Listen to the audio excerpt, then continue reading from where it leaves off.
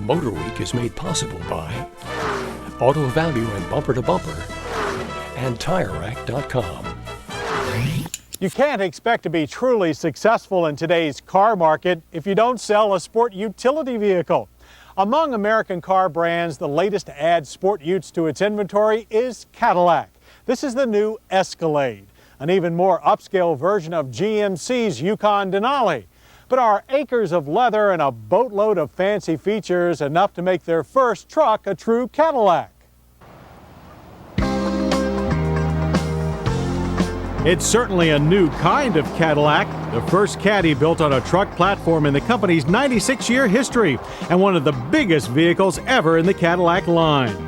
At 201.2 inches in length, only the DeVille sedan is longer overall. But even that land yacht can't match the Escalade's 117.5-inch wheelbase, 77-inch width, or 6-foot-plus height. And despite the addition of the trademark Cadillac grille, chrome-plated 16-inch alloy wheels, and vintage-style badging, it's going to take Cadillac traditionalists some time to adjust to seeing this hulking monster on the same lot as Eldorados and Sevilles. But sport ute-hungry newcomers to the Cadillac name will probably love its imposing full-size presence. Just look what the hulking Navigator did for Lincoln. But the plus side of that size is the huge interiors that owners of its cousin, the GMC Yukon Denali, are already familiar with. Only minor changes are necessary to bring it up to Cadillac spec. The superbly organized dash gets Zebrano wood accents for a proper uptown look.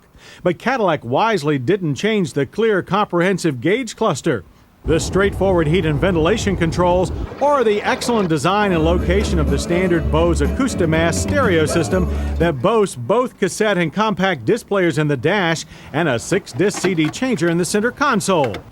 The few new additions include a simplified hands-free version of Cadillac's OnStar security and navigation system, and wide, cushy bucket seats with the same soft perforated leather upholstery as Cadillac's regular sedans, as well as 6-way power adjustments and standard 2-position heaters for those coldest days.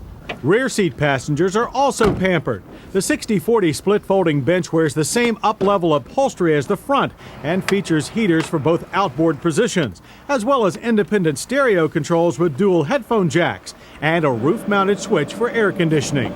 The seat also folds with less effort than a Lincoln Navigator's and provides a nice, perfectly flat section of extra cargo room.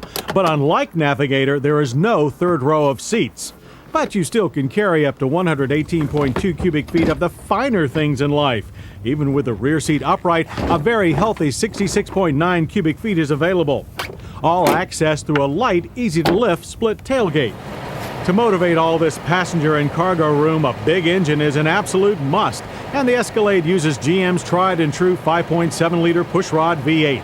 It puts out 255 horsepower and a stump-pulling 330 pound-feet of torque, which then works its way through a 4-speed automatic transmission and into GM's AutoTrack system, which offers Escalade owners the full range of 4-wheel drive configurations, from 2-wheel drive to 4-wheel low to fully automatic 4x4 on demand.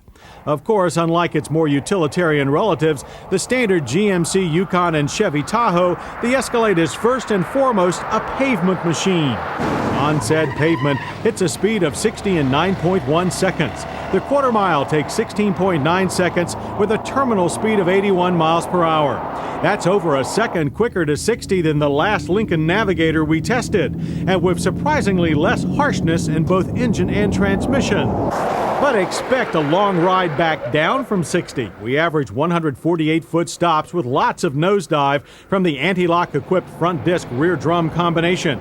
And of course, like all full-size sport utes, the Escalade is no sports car. Body roll is heavy in corners and steering feel minimal. Our drivers thought it lacked the cornering stability of the Navigator, but hits back at the big Lincoln with a superior ride thanks to specially tuned Bilstein shocks and lower interior noise levels.